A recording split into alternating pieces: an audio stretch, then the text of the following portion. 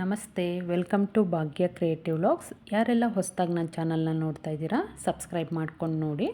ನಾನಿವತ್ತು ತಂಬಿಟ್ಟು ಶಿವರಾತ್ರಿ ಹಬ್ಬದ ಸ್ಪೆಷಲ್ಲು ತಂಬಿಟ್ಟು ಮಾಡೋದು ಹೇಗೆ ಅನ್ನೋದನ್ನು ತೋರಿಸ್ತಿದ್ದೀನಿ. ಬನ್ನಿ, ಇವತ್ತು ಮಿಲೆಟಲ್ಲಿ ತಂಬಿಟ್ಟು ಸಪ್ರೇಟು, ಹಾಗೆ ಅಕ್ಕಿ ತಂಬಿಟ್ಟು ಎರಡನ್ನೂ ಕೂಡ ಇಲ್ಲಿ ನಾನು ತೋರಿಸ್ತಿದ್ದೀನಿ. ಮೊದಲಿಗೆ ಸ್ಟವ್ ಮೇಲೆ ಒಂದು ಪಾತ್ರೆ ಇಟ್ಕೊಂಡು ಅದಕ್ಕೆ ನಾನಿಲ್ಲಿ 2 ಲೋಟ ಅಕ್ಕಿನ ಹಾಕ್ಕೊಳ್ತಾ ಇದ್ದೀನಿ. ಅಕ್ಕಿ ಹಾಕ್ಕೊಂಡು ಆದಷ್ಟು ಕಡಿಮೆ ಹುರಿನಲ್ಲಿ ಕೆಂಪು ಬಣ್ಣ ಬರೋವರೆಗೂ ಹುರ್ಕೊಬೇಕಾಗುತ್ತೆ. ಅಕ್ಕಿ ತುಂಬ ಹಾಕ್ಕೋಬೇಡಿ, ಹುರಿಯುವಾಗ ಒಂದೇ ಸಮ ಹುರಿಯೋಕ್ಕಾಗಲ್ಲ. ಹಾಗಾಗಿ ಸ್ವಲ್ಪ ಸ್ವಲ್ಪನೇ ಅಕ್ಕಿನ ಹುರ್ಕೊಳ್ಬೇಕಾಗತ್ತೆ. ನೋಡ್ತಿದ್ದೀರಲ್ಲ, ಇಷ್ಟು ಕೆಂಪಗೆ ಬಂದರೆ ಸಾಕಾಗುತ್ತೆ. ಈಗ ಇದು ಆಗಿದೆ. ಇದನ್ನು ನಾನು ಒಂದು ಪ್ಲೇಟ್ಗೆ ಹಾಕ್ಕೊಂಡು ಸಾಮೆ ಹುರ್ಕೊಳ್ತಾ ಇದ್ದೀನಿ. ನಾನು ಮಿಲೆಟಲ್ಲಿ ಸಾಮೆ ತೊಗೊಂಡಿದ್ದೀನಿ. 7 ಬರುತ್ತೆ ಮಿಲೆಟಲ್ಲಿ. ನೀವು ಅದರಲ್ಲಿ ಯಾವುದಾದ್ರೂ ಒಂದರಲ್ಲಿ ಮಾಡಿ, ಎಲ್ಲವೂ ಮಿಕ್ಸ್ ಮಾಡಿ ಮಾಡಬೇಡಿ, ಟೇಸ್ಟ್ ಅಷ್ಟು ಚೆನ್ನಾಗಿ ಬರಲ್ಲ. ಹಾಗಾಗಿ ಯಾವುದೋ ಪರ್ಟಿಕ್ಯುಲರ್ ಒಂದು ಸಾಮೆ ಅರ್ಕ ಆ ಥರ ಯಾವುದಾದ್ರು ಒಂದನ್ನು ತೊಗೊಂಡು ಮಾಡಿ. ನಾನಿಲ್ಲಿ ಸಾಮೆನ ತೊಗೊಂಡಿದ್ದೀನಿ. ನೋಡ್ತಿದ್ದೀರಲ್ಲ, ಇಷ್ಟು ಕೆಂಪಗೆ ಹುರ್ಕೊಬೇಕಾಗತ್ತೆ. ಇದನ್ನು ಕೂಡ 2 ಹುರಿದಾಗಿದೆ,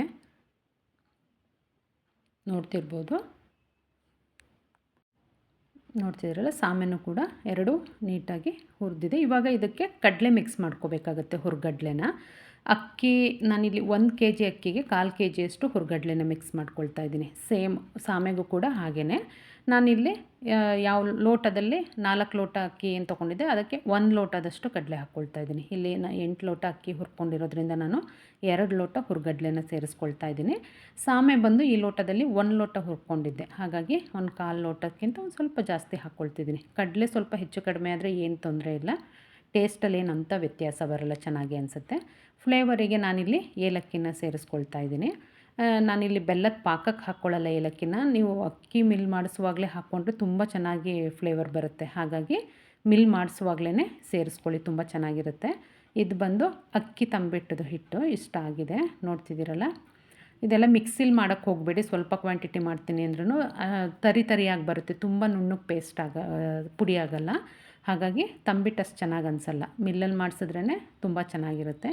ನೋಡಿದ್ರಲ್ಲ, 2 ಹಿಟ್ಟುಗಳು ರೆಡಿಯಾಗಿದೆ. ಮಾಡೋದು ಹೇಗೆ ಅಂತ ನೋಡೋಣ ಬನ್ನಿ. ನಾನಿಲ್ಲಿ ತಂಬಿಟ್ಟು ಮಾಡಲಿಕ್ಕೆ 1 ಕಪ್ಪು ಕೊಬ್ಬರಿ ತೊಗೊಂಡಿದ್ದೀನಿ. ಒಣಗಿಸಿ ಹೆಚ್ಚಿಟ್ಕೊಂಡಿದ್ದೀನಿ ಕೊಬ್ಬರಿನ. ಹಾಗೆ ಕಡಲೆ 1 ಕಪ್ಪು, ಎಳ್ಳು 1/4 ಕಪ್ಪಷ್ಟು ತೊಗೊಂಡಿದ್ದೀನಿ. ಕಡಲೆ ಬೀಜ ಕೂಡ 1 ಕಪ್ಪಷ್ಟು ತೊಗೊಂಡಿದ್ದೀನಿ ನಾನಿಲ್ಲಿ.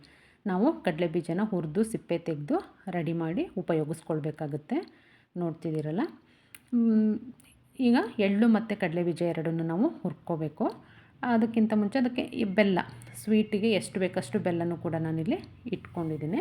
ಬೆಲ್ಲ ಪಾಕ ಮಾಡ್ಕೊಳ್ಳೋದ್ರಿಂದ ಸ್ವಲ್ಪ ಹೆಚ್ಚು ಕಡಿಮೆ ಆದರೆ ಏನು ತೊಂದರೆ ಇಲ್ಲ, ಉಳಿದ್ರೆ ಎತ್ತಿಟ್ಕೋಬೋದು, ಬೇರೆ ಏನಕ್ಕಾದರೂ ನೀವು ಉಪಯೋಗಿಸ್ಕೊಳ್ಬೋದು. ನಾನಿಲ್ಲಿ 5 ಅಚ್ಚನ್ನು ಪಾಕ ಮಾಡ್ಕೊಳ್ತಿದ್ದೀನಿ.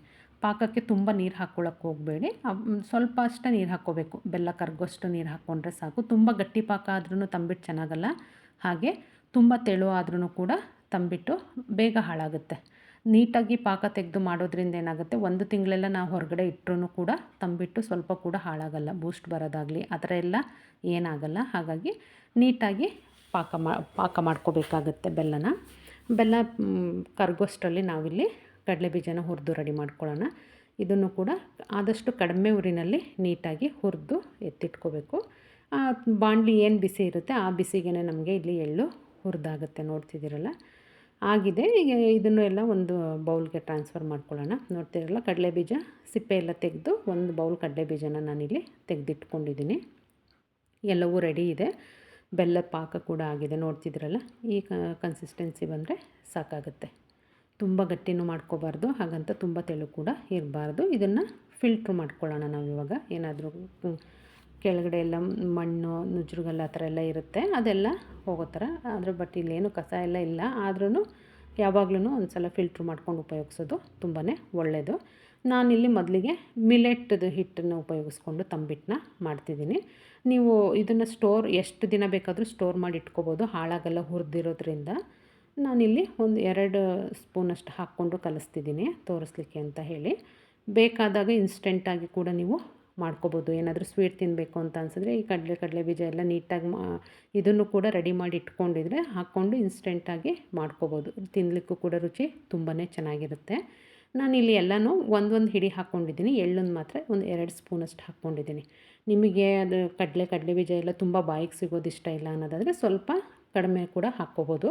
ನನಗಿಷ್ಟ ಅದು, ಹಾಗಾಗಿ ನಾನು ಸ್ವಲ್ಪ ಜಾಸ್ತಿನೇ ಇಲ್ಲಿ ಉಪಯೋಗಿಸ್ಕೊಂಡಿದ್ದೀನಿ. ನೋಡ್ತಿದ್ದೀರಲ್ಲ, ಎಲ್ಲವನ್ನು ಹಾಕಿ ನೀಟಾಗಿ ಒಂದು ಸಲ ಕೈಯಲ್ಲಿ ಮಿಕ್ಸ್ ಮಾಡಿ ಬೆಲ್ಲದ ಪಾಕನ ಸೇರಿಸ್ಕೊಳ್ಬೇಕಾಗುತ್ತೆ. ನೋಡ್ತಿದ್ದೀರಲ್ಲ, ಇನ್ನು ಸ್ವಲ್ಪನೇ ಬೆಲ್ಲದ ಪಾಕ ಹಾಕ್ಕೊಂಡು ಕಲಿಸ್ಬೇಕು. ತುಂಬ ಜಾಸ್ತಿ ಹಾಕ್ಕೊಂಡ್ರೆ ತೆಳುವಾಗುತ್ತೆ. ಹಾಗಾಗಿ ನೋಡಿಕೊಂಡು ಹಾಕ್ಕೋಬೇಕು ಬೆಲ್ಲದನ್ನ. ನೋಡ್ತಿದ್ದೀರಲ್ಲ, ಆ ಪಾಕ ನೀಟಾಗಿ ಬಂದಿದೆ ಅನ್ನೋದಾದರೆ ನಾವು ಕಲಿಸುವಾಗ ತುಂಬ ಕೈಗೆಲ್ಲ ಹಿಟ್ಟು ಅಂಟ್ಕೊಳ್ಳೋದಾಗಲಿ ಆ ಥರ ಎಲ್ಲ ಆಗೋಲ್ಲ, ನೀಟಾಗಿ ಬರುತ್ತೆ. ಪಾಕ ಅಷ್ಟು ನೀಟಾಗಿ ಬಂದಿಲ್ಲ ಅಂದರೆ ಕಲಿಸುವಾಗ ಕೈಗೆಲ್ಲ ತುಂಬ ಹಿಟ್ಟೆಲ್ಲ ಮೆತ್ಕೊಳ್ಳೋದು ಆ ಥರ ಎಲ್ಲ ಆಗುತ್ತೆ. ನೋಡ್ತಿದ್ದೀರಲ್ಲ, ಹಿಟ್ಟು ಇದು ಇಷ್ಟು ಈ ಹದಕ್ಕೆ ನೋಡಿದ್ರಲ್ಲ, ಕೈಗೆ ಸ್ವಲ್ಪನೂ ಕೂಡ ಅದು ಅಂಟ್ಕೊಳ್ಳಲ್ಲ. ನೀಟಾಗೆಲ್ಲ ಕಲಸಾದ್ಮೇಲೂ ಗೊತ್ತಾಗ್ತಿದೆ ಅಲ್ವಾ, ನೋಡ್ತಿದ್ದೀರಲ್ಲ. ಹೀಗೆ ಇದನ್ನು ರೊಟ್ಟಿ ಹಿಟ್ಟು ಬರುತ್ತಲ್ಲ, ಆ ಹದಕ್ಕೆ ನಾವು ಕಲಿಸ್ಕೊಂಡ್ರೆ ಆಗುತ್ತೆ. ಆರಿದ್ಮೇಲೆ ಸ್ವಲ್ಪ ಗಟ್ಟಿ ಬರುತ್ತೆ. ಹುರಿದಿರ್ತಕ್ಕಂಥ ಸಾಮೆ ಆಗಿರೋದ್ರಿಂದ ಸ್ವಲ್ಪ ಗಟ್ಟಿ ಬರುತ್ತೆ ತಂಬಿಟ್ಟು. ಹಾಗಾಗಿ ನೋಡ್ತಿದ್ದೀರಲ್ಲ, ನಿಮಗೆ ಯಾವ ಸೈಜಿಗೆ ಬೇಕು ಆ ಸೈಜಿಗೆ ನೀವು ಉಂಡೆಗಳನ್ನ ಮಾಡ್ಕೋಬೋದು. ತಂಬಿಟ್ಟು ರೆಡಿಯಾಗಿದೆ ಸಾಮೆದು. ಈಗ ಅಕ್ಕಿದು ಮಾಡ್ತಾಯಿದ್ದೀನಿ ನಾನು. ಅಕ್ಕಿ ಹಿಟ್ಟು ಏನು ಬಿಡಿಸಿಟ್ಕೊಂಡಿದ್ದೆ ಅದನ್ನು ಹಾಕ್ಕೊಳ್ತಾ ಇದ್ದೀನಿ. ಅದಕ್ಕೂ ಕೂಡ ಹಾಗೆಯೇ ಕಡಲೆ ಬೀಜ, ಎಳ್ಳು, ಕೊಬ್ಬರಿ ಎಲ್ಲವನ್ನು ಕೂಡ ಸೇರಿಸ್ಕೊಳ್ಬೇಕಾಗತ್ತೆ. ನಿಮಗೆ ಎಷ್ಟು ಬೇಕು ಅಷ್ಟನ್ನು ಸೇರಿಸ್ಕೊಳ್ಳಿ. ಪರ್ಟಿಕ್ಯುಲರಾಗಿ ಇಷ್ಟೇ ಅಂತ ಏನಿಲ್ಲ.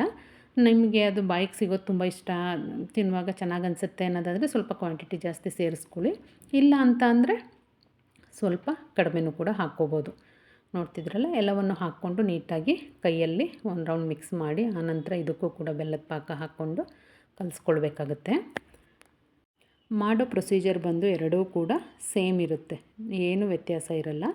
ನೋಡ್ತಿರ್ಬೋದು, ಸೇಮ್ ಎಲ್ಲದಕ್ಕೂ ಇಂಗ್ರೀಡಿಯೆಂಟ್ಸ್ ಆಗ್ಬೋದು, ಎಲ್ಲವೂ ಸೇಮು. ಸಾಮೆ ಅಕ್ಕಿ ಬದಲಿಗೆ ಸಾಮೆ ಅಥವಾ ಸಾಮೆ ಬದಲಿಗೆ ಅಕ್ಕಿ ಹುರ್ಕೊಳ್ಬೇಕಾಗತ್ತೆ ಅಷ್ಟೇ. ರುಚಿ ನಮಗೆ ತಿನ್ನುವಾಗ ಗೊತ್ತಾಗುತ್ತೆ. ನಾವು ತಂಬಿಟ್ಟು ಉಂಡೆ ಕಟ್ಟಿದಾಗ ಆ ಉಂಡೆ ಕಲ್ಲರಲ್ಲೆಲ್ಲ ಏನು ನಿಮಗೆ ಅಷ್ಟು ಡಿಫ್ರೆನ್ಸ್ ಗೊತ್ತಾಗಲ್ಲ, ಇದು ಸಾಮೆ ಅಥವಾ ಮಿಲೆಟದು ತಂಬಿಟ್ಟು ಅಥವಾ ಅಕ್ಕಿದು ಅಂತ ಹೇಳಿ. ತಿನ್ನುವಾಗ ರುಚಿನಲ್ಲಿ ನಿಮಗೆ ಅಕ್ಕಿದು ಮತ್ತು ಮಿಲೆಟದು ತಿನ್ನುವಾಗ ರುಚಿಲಿ ಖಂಡಿತ ಗೊತ್ತಾಗುತ್ತೆ ನಿಮಗೆ ಟೇಸ್ಟಲ್ಲಿ. ಹಾಗಾಗಿ ಮಾಡ್ಕೊಳ್ಳಿ ಒಂದು ಸಲ ಸಾಮೆದು. ಈ ನವಣೆ ಎಲ್ಲ ಮಾಡ್ಕೊಂಡ್ರಂತೂ ನಿಮಗೆ ರುಚಿನಲ್ಲಿ ತುಂಬಾ ಡಿಫ್ರೆನ್ಸ್ ಗೊತ್ತಾಗುತ್ತೆ. ಸಾಮೆ, ಅರ್ಕ ಇದೆಲ್ಲ ಸ್ವಲ್ಪ ಅಕ್ಕಿ ಕಲ್ಲರೇ ಇರೋದ್ರಿಂದ ಅಷ್ಟು ಕಲ್ಲರ್ ಆಗ್ಬೋದು, ಟೇಸ್ಟಲ್ಲಿ ತುಂಬ ಡಿಫ್ರೆನ್ಸ್ ಗೊತ್ತಾಗಲ್ಲ. ಸಾಮೆ, ನವಣೆ, ಕೊರಲೆ ಇದರಲ್ಲೆಲ್ಲ ಜಾಸ್ತಿ ಡಿಫ್ರೆನ್ಸ್ ಗೊತ್ತಾಗುತ್ತೆ. ನೋಡ್ತಿದ್ದೀರಲ್ಲ, ತಂಬಿಟ್ಟು ರೆಡಿಯಾಗಿದೆ ಸಾಮೆದು. ತಿನ್ನೋದಕ್ಕೂ ಕೂಡ ಬಹಳ ರುಚಿಯಾಗಿರುತ್ತೆ. ಒಂದು ಸಲ ಮನೇಲಿ ಮಾಡ್ಕೊಳ್ಳಿ, ಹೇಗೆ ಬಂತು ಅಂತ ಅಂದ್ಬಿಟ್ಟು ಕಮೆಂಟ್ ಮಾಡಿ ತಿಳಿಸಿ. ಇದು ಬಂದು ಅಕ್ಕಿ ತಂಬಿಟ್ಟು, ಶಿವರಾತ್ರಿ ಹಬ್ಬದ ಸ್ಪೆಷಲ್ ತಂಬಿಟ್ಟು ರೆಡಿಯಾಗಿದೆ. ಮನೆಯಲ್ಲಿ ಒಂದು ಸಲ ಮಾಡ್ಕೊಳ್ಳಿ, ಹೇಗೆ ಬಂತು ಅಂತ ಅಂದ್ಬಿಟ್ಟು ಕಮೆಂಟ್ ಮಾಡಿ ತಿಳಿಸಿ. ಯಾರೆಲ್ಲ ನನ್ನ ಚಾನಲ್ನ ನೋಡ್ತಾ ಇದ್ದೀರಾ ಸಬ್ಸ್ಕ್ರೈಬ್ ಮಾಡ್ಕೊಂಡು ನೋಡಿ. Thank you for watching.